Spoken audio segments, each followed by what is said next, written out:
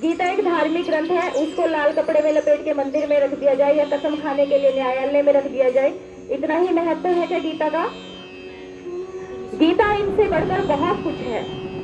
गीता एक ऐसा ग्रंथ है जो हमें लाइफ मैनेजमेंट सिखाता है।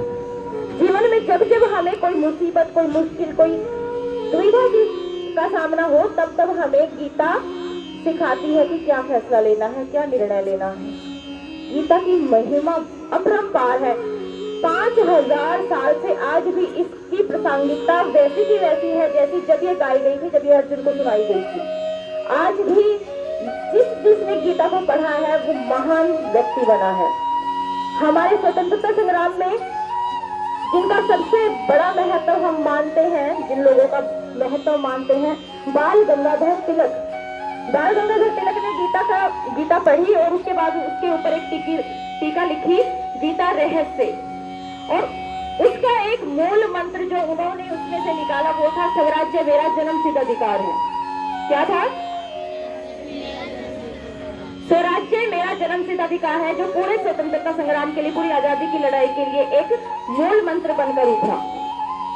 भगत सिंह, जिसने अपने खुशी खुशी अपने प्राणों की आहुति दे दी आजादी के लिए, उन्होंने गीता पढ़ी और गीता पढ़ के उन्होंने सीखा कि आत्मा भी ईश्वर है। और यश जो अर्जुन को बताते हैं भगवान श्री कृष्ण की, तेरा मरना, अगर तू धर्म के लिए मर रहा है, सही कार्य के लिए मर रहा है, तेरा मरना भी यश को प्राप्त होगा। और अगर तू जीवित रहा तो आजादी तुझे मिलेगी, तू राज्य का भोग करेगा। भगत सिंह शहीदी दे देते हैं। महात्मा गांधी कहते थे कि जब भी मुझे संशय होता है तो मैं गीता पढ़ता हूँ। स्वामी विवेकानंद ने गीता पढ़ी और वह एक सन्यासी होकर अमेरिका की धर्म संसद के अंदर हुंकार भरते हैं। आज के युवा का जो एक रोल मॉडल होना चाहिए वो स्वामी विवेकानंद को बोलते हैं कि वो होने चाहिए। स्वामी विवेकानंद जैसा तेज ओज हमारी वाणी, हमारे चेहरे पर होना चाहिए। वो कब आएगा? जब गीता हम पढ़ेंगे। लेकिन हमें तो गीता का पता ही नहीं है। गीता सिर्फ हमारे देश के, हमारे भारतीय लोगों के लिए ही नहीं, हमारे बहुत सारे ऐसे साइंटिस्ट हुए हैं, विदेशी लोग भी, जिन्होंने गीता पढ़ी। रॉबर्ट ओपेनहाइमर, जो एटम बम के स्ट्रक्चर का निर्माण जिन्होंने किया था, जब 1945 के अंदर एटम बम हिरोशिमा में गिराया जाता है और कोटि कोटि सूर्यों का प्रकाश होता है, तो वो बोलते हैं, वो कहते हैं, वो श्लोक जिसमें, गीता का वह श्लोक जिसमें भगवान कहते हैं कि मैं सूक्ष्म से सूक्ष्म रूप में सृजन शक्ति हूँ और करोड़ों सूर्यों के रूप में मैं संहारक शक्ति भी हूँ। 1933 में वो संस्कृत पढ़ना सीखते हैं सिर्फ गीता पढ़ने के लिए। हमारे इतने सारे वैदिक ग्रंथ हैं, वेदों का सार है उपनिषद और उपनिषदों का सार है गीता। अगर हम वो सारे भी ना पढ़े, मात्र गीता को अपने जीवन में ले आए, मात्र गीता को ही अपने आचरण में उतार ले, तो हम कितने महान हो सकते हैं, हम इसकी कल्पना भी नहीं कर सकते। अभी ये तो उसकी महिमा थी। गीता सिखाती क्या है हमें? कब बोली गई गीता? गीता जब अर्जुन, कौरव और पांडव एक दूसरे के सामने होते हैं, सेनाएं होती है, और अर्जुन वहां पर गांडीव रख देता है, अपने हथियार नीचे रख देता है और कहता है कि मैं युद्ध नहीं लड़ूंगा।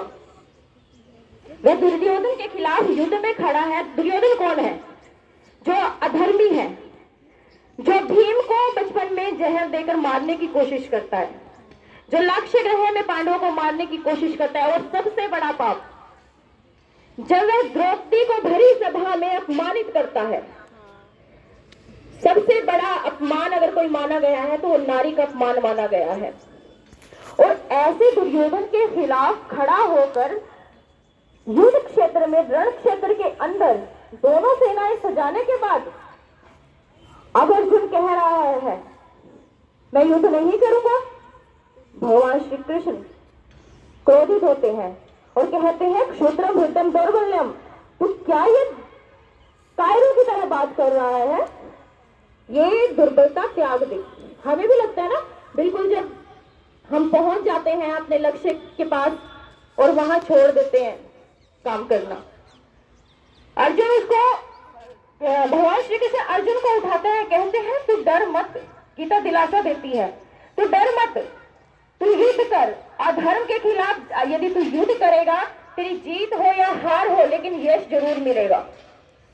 और तू क्यों डरता है? वो कहते हैं मेरे सामने द्रोणाचार्य है, जिससे मैंने युद्ध करना सीखा है। मेरे सामने भीष्म पितामह है, जिनकी गोद में मैं खेला हूं।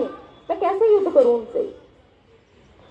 भगवान कहते हैं तू कर सकता है, तू बन सकता है, बना सकता है, सब कुछ कर सकता है। तू अगर इनसे लड़ेगा, ये तेरे अपने हैं, इस मोह को त्याग दे, लेकिन तू इनसे जीत सकता है। ये मत सोच के मैं हार जाऊंगा। अर्जुन कहता है कि कैसे मैं जीत पाऊंगा ऐसा युद्ध? भगवान श्री कृष्ण कहते हैं मैं मोवांशे जीवलोके जीवभूता सनातना, तू मेरा अंश है, तू सब कुछ कर सकता है। गीता यही दिलासा देती है, आपको भी यही दिलासा देती है। हम सब कुछ कर सकते हैं जो चाहे, क्योंकि वह अंश रूप में हमारे भीतर आकर बैठा है। जब हमें लगता है कि हम अकेले हो गए, जैसे अर्जुन को लगा मेरा परिवार तो चला जाएगा, मैं अकेला रह जाऊंगा, मैं क्या करूंगा राज्य भोग करके, तो गीता कहती है सर्वस्वम हृदय सन्निविष्टो, मैं तो सबके हृदय में वास करने वाला हूं, अकेला कोई हो ही नहीं सकता। कैसे कोई अकेला हो जाएगा? सबसे लास्ट में भगवान कहते हैं कि कर्मण्यवाधिकारस्ते मां फलेषु कदाचन। 18 अध्यायों में वो समझाते जाते हैं उनको। कर्मण्यवाधिकारस्ते यानी तू कर्म कर, फल की इच्छा ना कर। लेकिन क्या ऐसा कोई कर्म है जो फल की इच्छा के बगैर किया जा सके? पहले हम यही सोचते हैं ना कि हमें पास होना है, तभी हम पढ़ पाते हैं। ऐसे तो नहीं हम पढ़ पाते, नहीं। पर हम ये निर्णय तब कर पाते हैं जब हमारी दृष्टि में अंतर आ जाता है। जब हम सूक्ष्म दृष्टि से सोचते हैं तो हमें लगता है कि हम बिना फल की इच्छा के कोई काम नहीं कर पाएंगे। लेकिन जब हमारी दृष्टि विराट हो जाती है ना, जब हमें लगता है कोई हमारे साथ बैठा है, हमें देख रहा है, और हमें जो कर्म करना है उसका फल तो निश्चित है, मिल ही जाएगा।